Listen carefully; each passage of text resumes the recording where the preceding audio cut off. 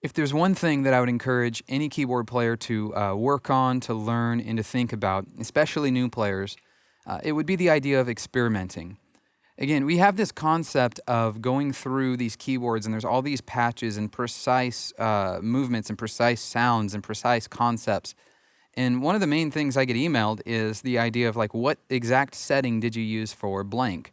What's your preferred reverb blank? And like, there's all of these questions I get about specific answers, or these questions that require specific answers.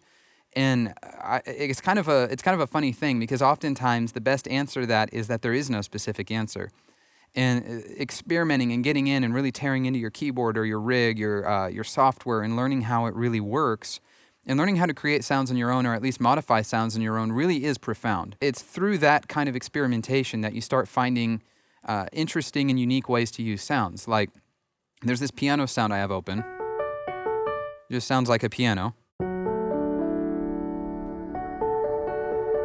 And as I turn up a bunch of different effects, you're going to find that I can change and morph the sound very, very fast.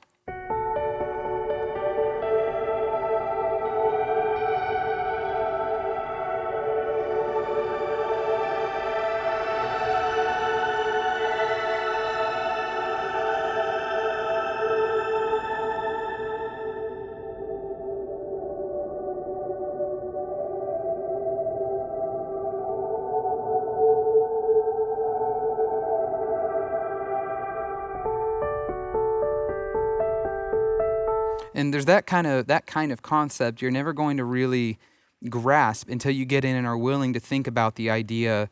There's no specific knob turn that I do. I know what I'm doing, but every time it's slightly different. Every different use of effects, every different use of reverb or filters or grain delays or any other kind of thing, compression, is very unique to the sound that I'm working on and the moment sometimes in a live performance or the moment in a recording. It's why there's this kind of funny coincidence. You'll find I use the same pad sound on 100 different songs. And this real piano patch that I show you kind of how I've modified is on over, I think, 116 songs on multi-tracks it's tagged on, and I'm sure it's more now that I haven't tagged yet, but like, it's definitely not the same patch every single time. It's slightly different.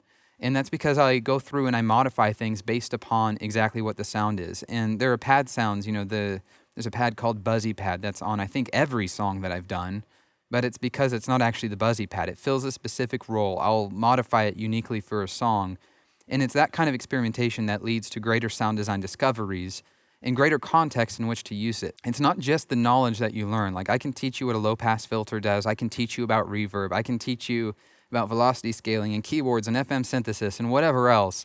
But if you don't have the context in which to use it, if the dots aren't connecting for how you can actually use that stuff, then it's not going to do a whole lot for you. That knowledge is actually useless. And I would argue that you could know nothing about any of this stuff, but know when I turn one knob, something really cool happens. And you'll get further in sound design than someone who knows everything, but has no idea what to do with it. In that context, from my experience, comes with the bravery to hit the edit button and the bravery to open up your software and really just start trying things.